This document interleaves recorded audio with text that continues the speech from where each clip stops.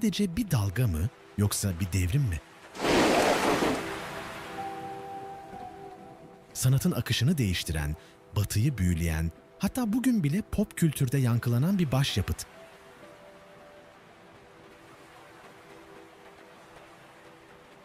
Ama işin aslı, bu dalga basit bir doğa manzarasından çok daha fazlasını anlatıyor. Bir imparatorluğun değişimini, sanatın evrimini ve insanın doğaya karşı çaresizliğini. Hazırsanız Japon sanatının en ikonik eserinin hikayesine dalıyoruz.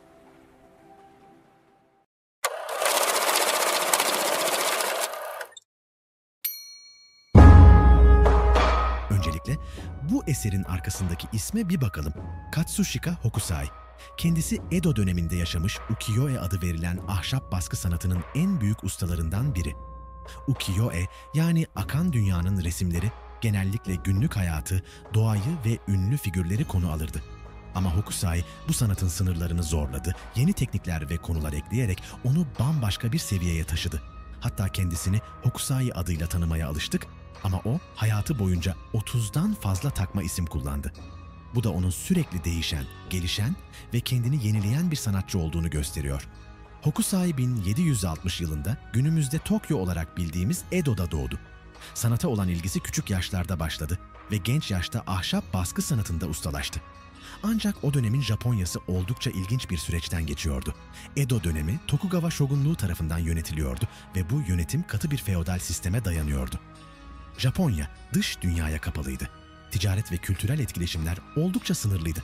Ancak Hokusai'nin eserlerinde görülen Avrupa etkileri, dönemin az sayıdaki yabancı tüccarlarının ve sanat eserlerinin ülkede bıraktığı izlerin bir göstergesiydi.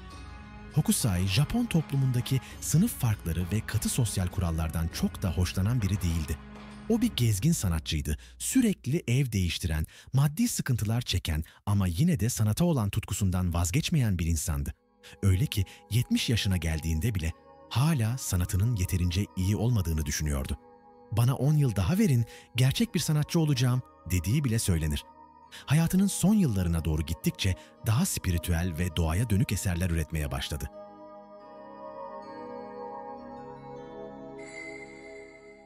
Hokusai'nin yaşadığı Edo dönemi, Japonya'nın uzun bir barış ve istikrar süreci geçirdiği bir dönemdi. Ancak bu aynı zamanda katı sosyal kuralların, sansürün ve şogunluğun baskısının da yoğun olduğu bir süreçti. Edo döneminde sanat genellikle aristokratlar ve samuray sınıfı için üretilirdi. Ancak ukiyo-e sanatı halkın da ilgisini çeken bir sanat dalıydı. Özellikle şehirli tüccarlar ve zanaatkarlar ukiyo-e baskılarına büyük ilgi gösteriyordu. Hokusai'nin sanatı da tam olarak burada parlıyor. O sadece zenginlerin değil, halkın da ilgisini çekecek eserler üretmek istedi. İşte bu yüzden doğayı, sıradan insanları, mitolojiyi ve fantastik unsurları sanatına dahil etti.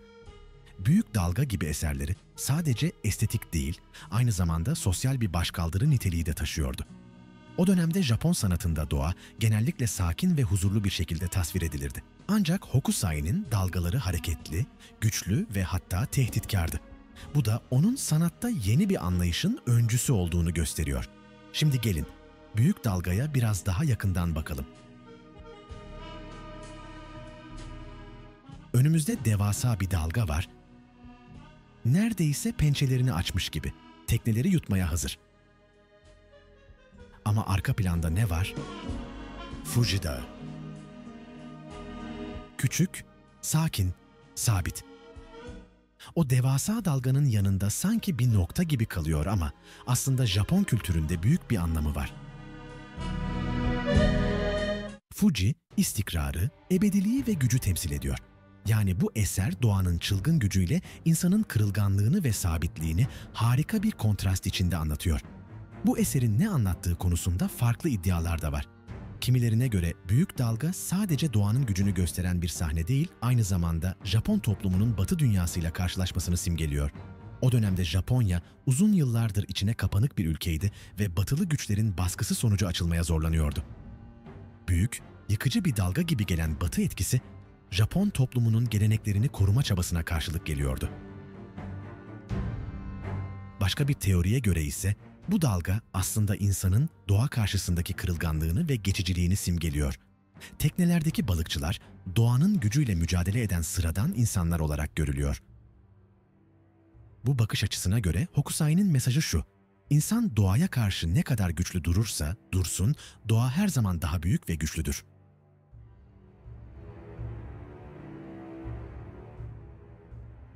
Bazı sanat tarihçileri ise bu eserin Japonya'daki deprem ve tsunami gerçeğine bir gönderme olduğunu düşünüyor. Japonya tarih boyunca büyük depremler ve tsunamiler yaşamış bir ülke.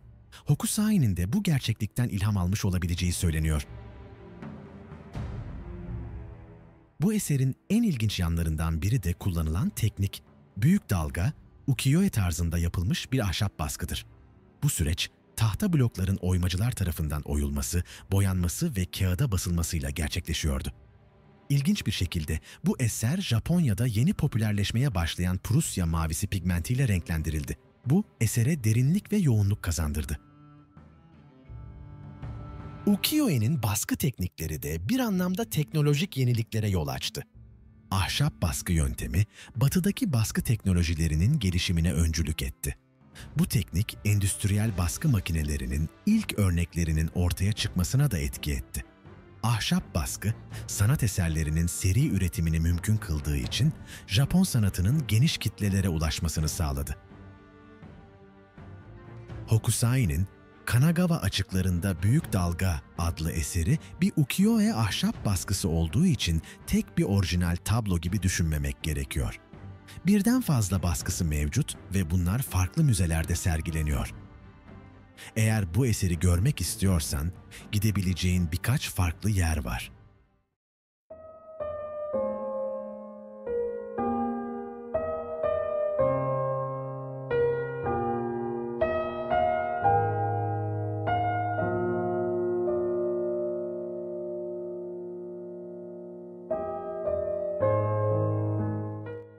...19. yüzyılın ortalarında Japonya, Batı'yla daha fazla etkileşime girmeye başladığında, Batı sanatçıları Japon sanatına ilgi duymaya başladılar.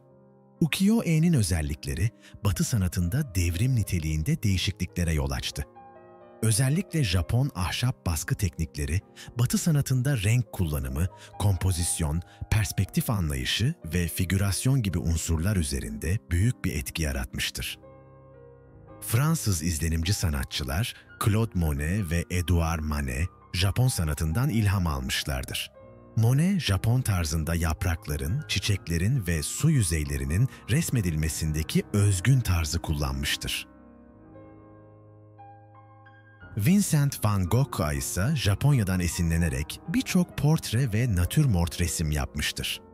Van Gogh'un irisler ve ayçiçekleri gibi eserlerinde ukiyo-e'nin renk kullanımından ve Japon sanatının doğaya olan yaklaşımından izler bulmak mümkündür.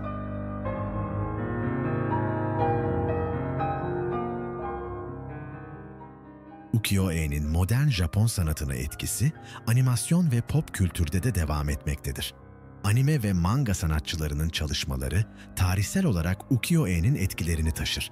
Özellikle manga çizim teknikleri, karakterlerin yüz ifadeleri, vücut dilinin sunumu ve renk kullanımı açısından ukiyo-e'nin estetik değerlerinden beslenmiştir. Bunun yanı sıra moda, müzik, film ve video oyunları gibi popüler kültür mecralarında da etkisini göstermekte.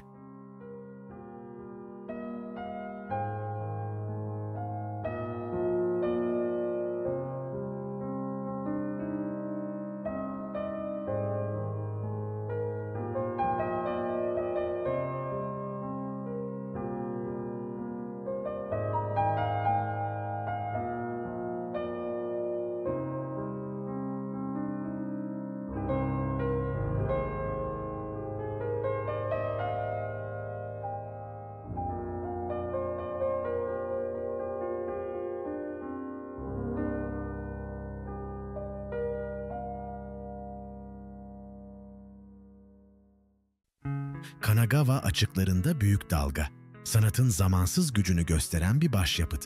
Hem estetik hem de anlam açısından derin bir eser. Sizce bu tablonun modern sanattaki etkisi hala sürüyor mu? Yorumlarınızı bekliyorum. Bu videoyu beğendiyseniz abone olmayı ve bildirimleri açmayı unutmayın. Bir sonraki videoda görüşmek üzere.